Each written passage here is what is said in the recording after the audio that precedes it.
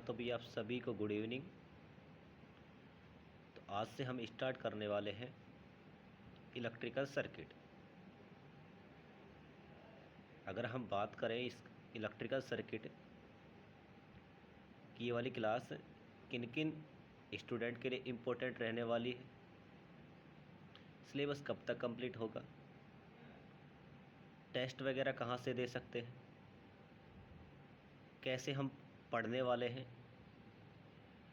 Syllabus में क्या क्या टॉपिक रहने वाले हैं, कौन कौन सी ब्रांच वाले स्टूडेंट इसके लिए क्लास ले सकते हैं, इन सभी क्वेश्चंस का आंसर मैं इस क्लास में देने की कोशिश करूँगा। तो आप वीडियो में एंड तक बने रहें। सबसे पहले बात करता हूँ कि कौन कौन स्टूडेंट इस क्लास को देख सकता है।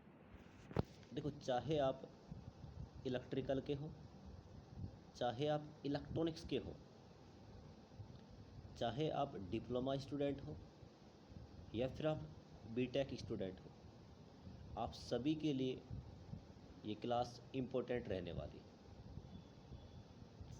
क्योंकि आपका इलेक्ट्रिकल सर्किट डिप्लोमा में हो या फिर बीटेक में हो, सेम रहता है। जैसे बात करो, आपने पढ़ा होगा थ्योरम्स वगैरह, रजिस्टेंस को जोड़ना, नोड हो गया, मैश हो गया, सारा सेम रहता है।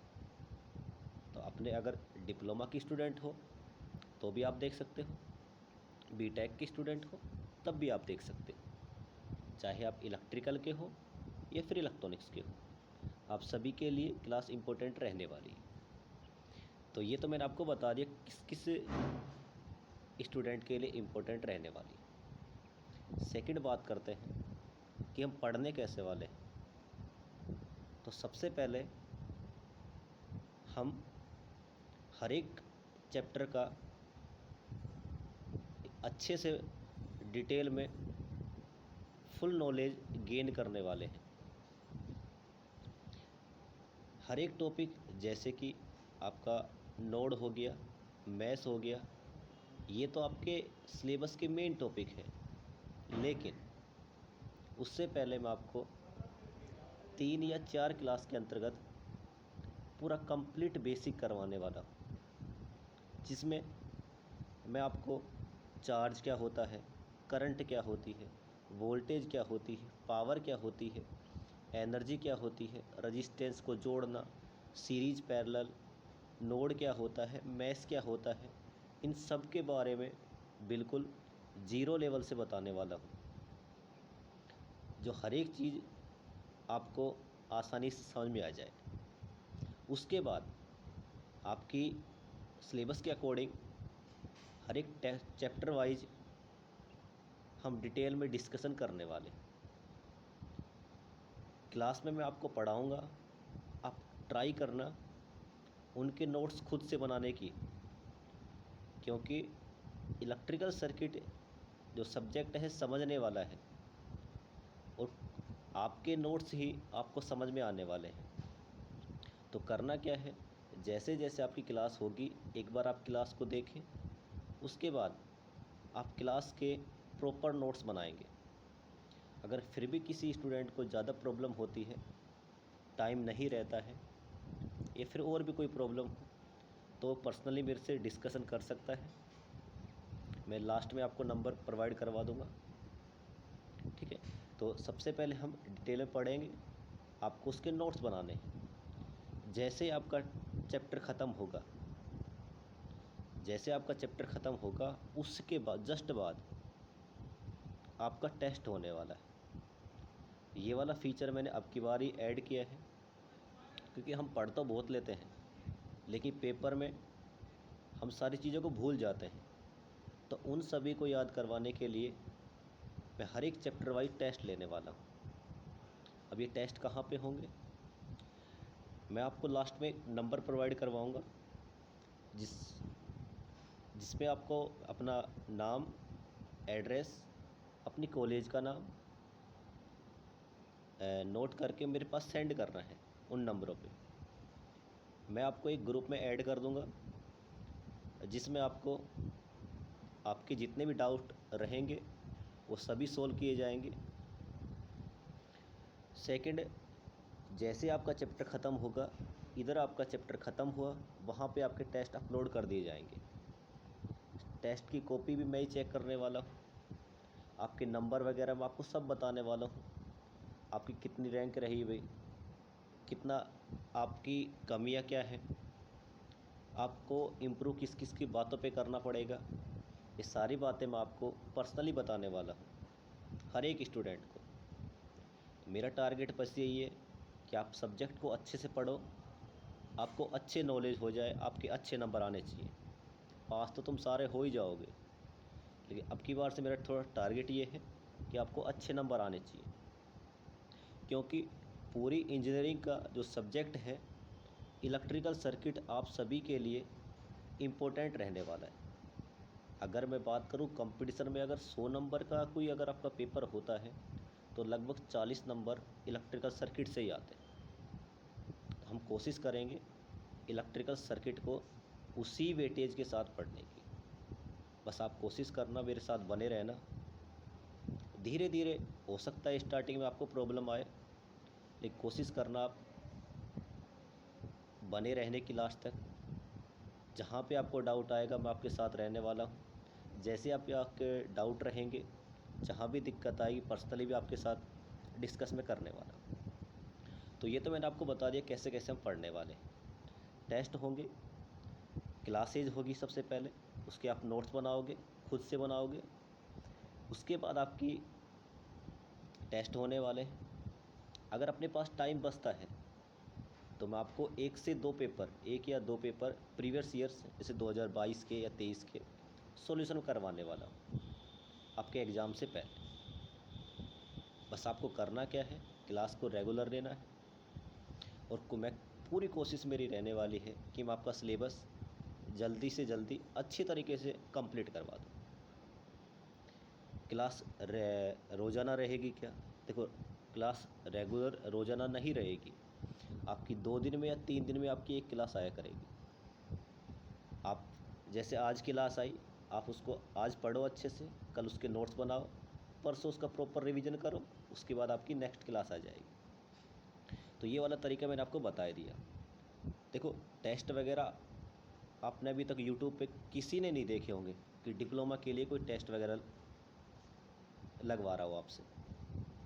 ठीक है, मैं ये करने वाला हूँ, बस आपका सपोर्ट रहना चाहिए। आप कोशिश करना कि मेरे साथ बने रहें। आपका सर्किट का जो डर है, जो आपको डर लगता है सर्किट से, वो नहीं रहने वाला। ठीक है, आगे हम बात करते हैं। तो ये तो मैंने आपको बता दिया कि हम पढ़ने कैसे कैसे पढ़ेंगे। आपके क्लास होगी, नोट्स बनाओगे, रिवीजन होगा, खुद से करना है रिवीजन। अगर टाइम बचता मैं भी करवाने वाला हूँ। आपके टेस्ट होने वाले, और लास्ट में हम 1 से 2 पेपर करने वाले हैं। सोच के देखो, अगर आपने इतना कर लिया तो आपको बैक तो लगने की बात छोड़ो, आपके अच्छे नंबर आने वाले। बस आपका सपोर्ट रहना चाहिए। ठीक है, आगे देखो। तो ये वाली, और सेकंड मैंने बात बता दी कब कब क्लास होगी। थर्ड मैंने आपको बता दिया अभी कौन कौन से स्टूडेंट के लिए वीडियो बेनिफिट रहने वाली है। अब हम बात करते हैं, देखो अपना मेन फोकस रहेगा इलेक्ट्रिकल स्टूडेंट के लिए। कौन से वाले के लिए रहेगा? भी इलेक्ट्रिकल स्टूडेंट के लिए। अगर देखो, इलेक्ट्रिकल हो चाहे इलेक्ट्रॉनिक, सिलेबस सेम है। 1 से 2 टॉपिक अलग होंगे इलेक्ट्रॉनिक्स के लिए और बीटेक के लिए। ग्राफ थ्योरी हो गई आपकी, 2 पोर्ट नेटवर्क हो गया, लाप्लास ट्रांसफॉर्मेशन हो गया, 3 चैप्टर अलग बनने वाले। अगर बीटेक वाले स्टूडेंट और डिप्लोमा वाले स्टूडेंट की डिमांड रही तो इनको मैं करवाने वाला हूँ। लेकिन अभी अपने पास जो स्टूडेंट हैं सारे किसके हैं? इलेक्ट्रिकल के। तो लगभग अपना जो मेन फोकस रहने वाला है वो रहेगा इलेक्ट्रिकल। इसके बाद हम डिस्कस करते हैं कि डिप्लोमा का जो सिलेबस क्या रहने वाला है, कि हमें क्या क्या टॉपिक पढ़ने वाले हैं।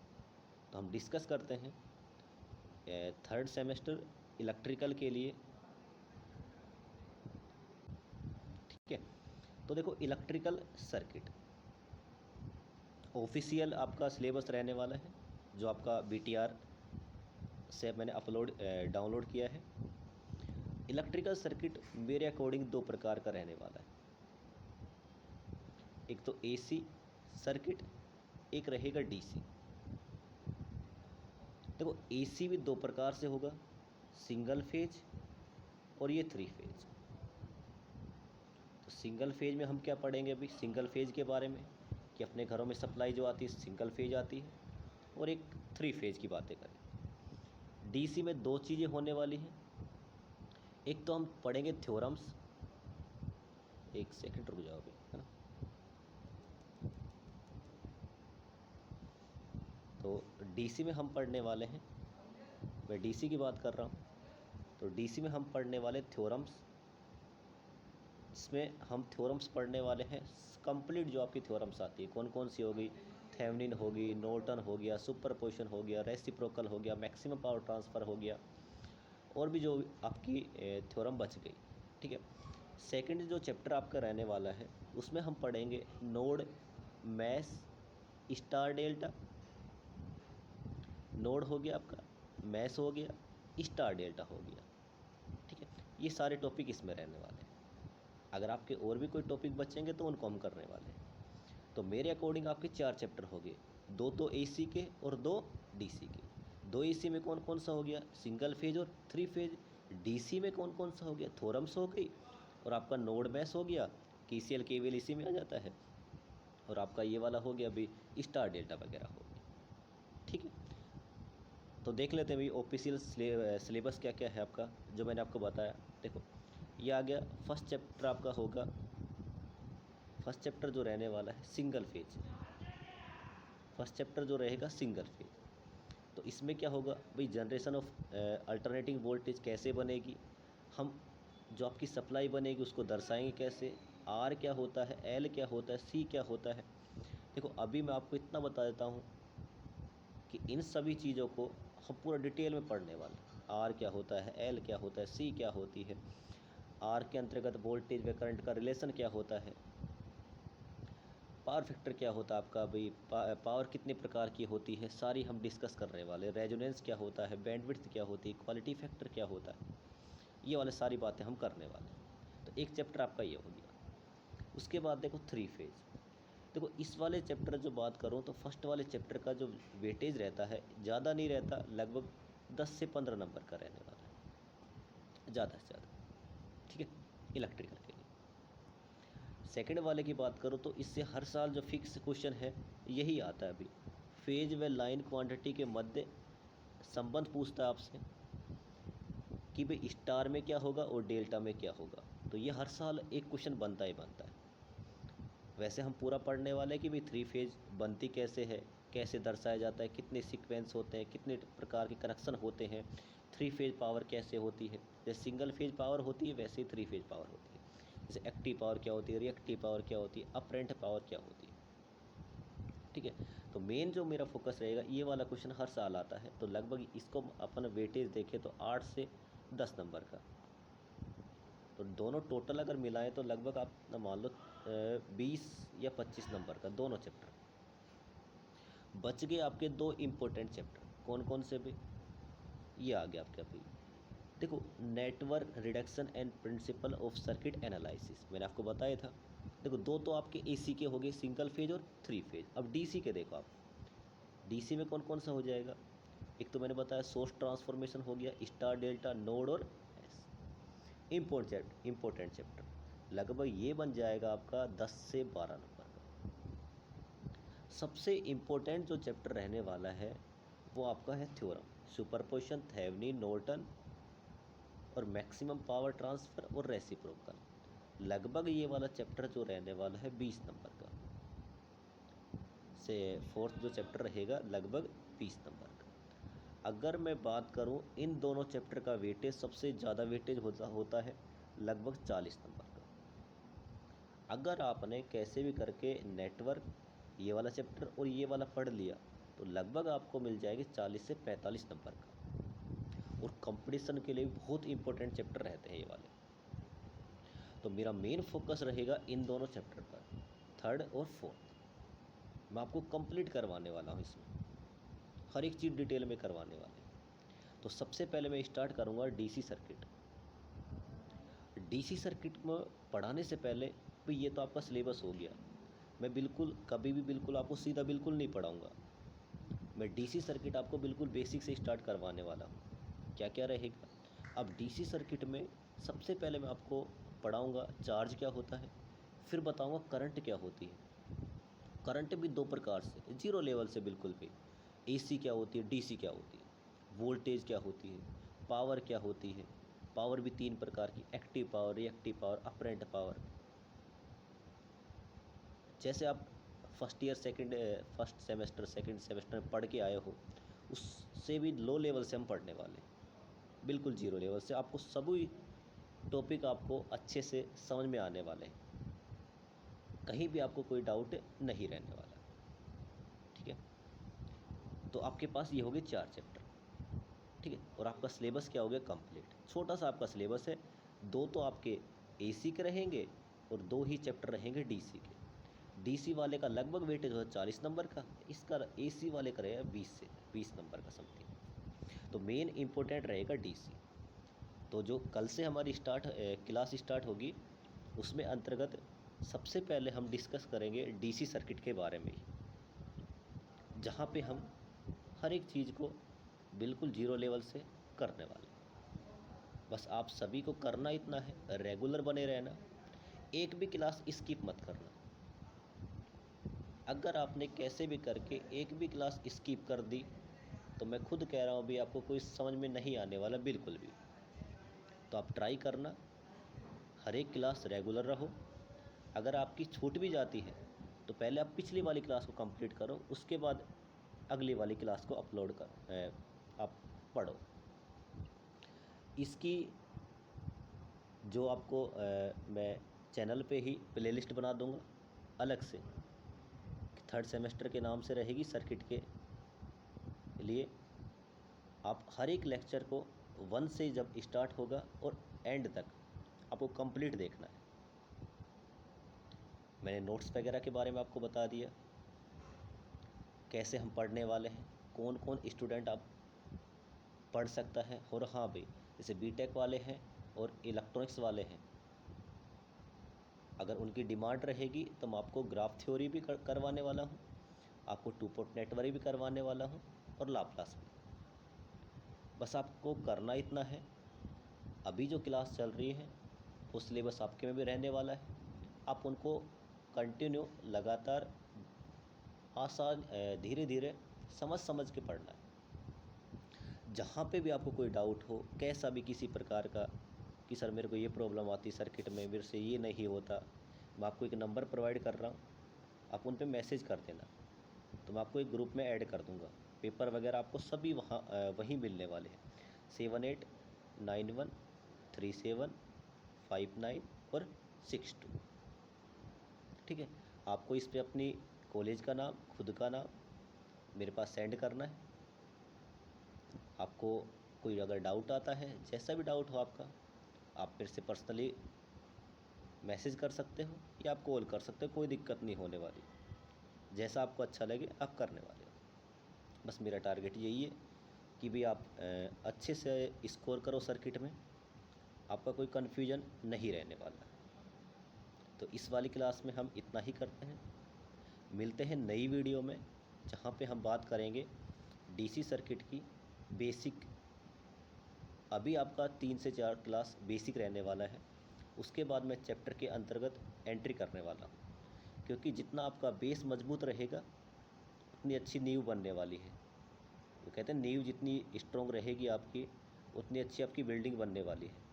तो आपका जो ये बेसिक करवाने वाला हूँ, यह है आपकी, जितना आपका स्ट्रॉन्ग रहेगा, आपको नोड मैथ्स वगैरह में कभी दिक्कत नहीं आने वाली, थ्योरम वगैरह में कभी दिक्कतें नहीं आएगी। और सारी बातें हम करेंगे धीरे धीरे, जैसे जैसे मैं आपको बता दूंगा कौन कौन सी क्लास होने वाली है, हर एक चीज़ के बारे में पढ़ने वाले हैं। ठीक है, तो फिर भी आपका अगर कोई डाउट रह जाए तो कमेंट बॉक्स में कमेंट कर सकते हैं। तो इस वाली वीडियो में इतना ही करते हैं। वीडियो में एंड तक बने रहने के लिए आप सभी को धन्यवाद।